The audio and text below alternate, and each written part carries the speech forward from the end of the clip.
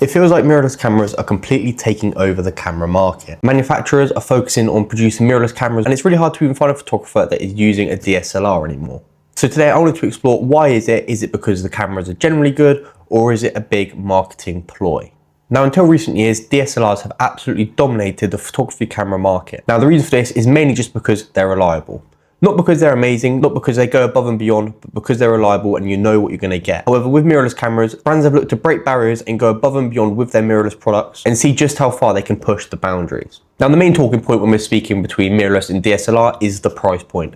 The budget for a DSLR camera and the DSLR lenses compared to a mirrorless camera and the mirrorless lenses is miles apart. If you're looking at getting a solid DSLR camera, you're looking around £500 to £1,000 at maximum. However, for a mirrorless camera, it could be upwards of £4,000 to £5,000 just for the body alone. Now, what were the main changes that were proposed to us when we first found out about mirrorless?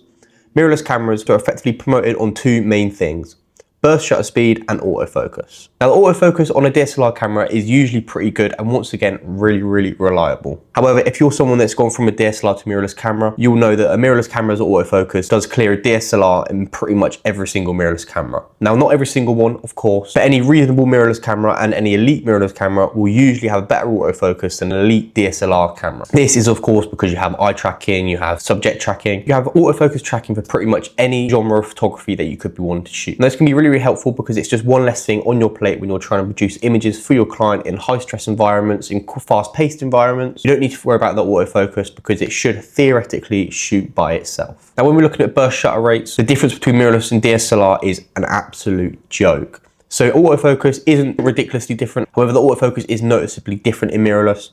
However, when we're looking at burst shutter rates between DSLR and mirrorless, you're looking at usually around 15 to 20 bursts per second in a high tier DSLR camera, whereas mirrorless on average you're probably looking at about 30. This is of course because they have an electronic shutter, and this means that you're not going to miss any moments, and once again it just takes another thing off of your plate whilst you're trying to shoot.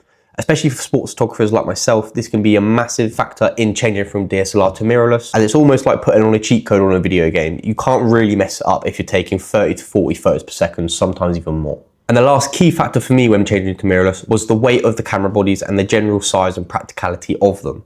If you're shooting on the go, a mirrorless camera is usually going to be a bit smaller and a bit lighter, whereas a DSLR camera is going to be usually a bit heavier and just less practical to use on the go. If you're a sports photographer like myself, a lot of the time we'll have a camera on a monopod with a 400mm lens, so that's not going to matter too much. However, if you're wanting to walk around the pitch or the court with a wider lens on, or you're doing street photography, having a big bulky DSLR camera isn't going to be practical at all, and it's going to use up a lot more energy and time whilst you're on the shoot. Now, overall, the reason that we're all here, should you stay with your DSLR or should you stay with your mirrorless camera? Now, this completely depends on your situation, like a lot of things in photography. If you've got the money to get a top tier mirrorless camera and a top tier mirrorless lens, of course, go for the mirrorless. It's kind of a no-brainer at this point.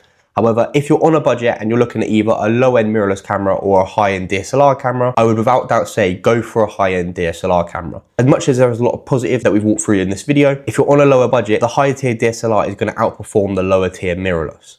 If you've changed from DSLR to mirrorless, or you're still sticking on DSLR and you don't want to change to mirrorless, let me know why in the comments below. This is a debate that's been brought up to me multiple times over the last few months, and I've spoken to a lot of people who have different standpoints on it.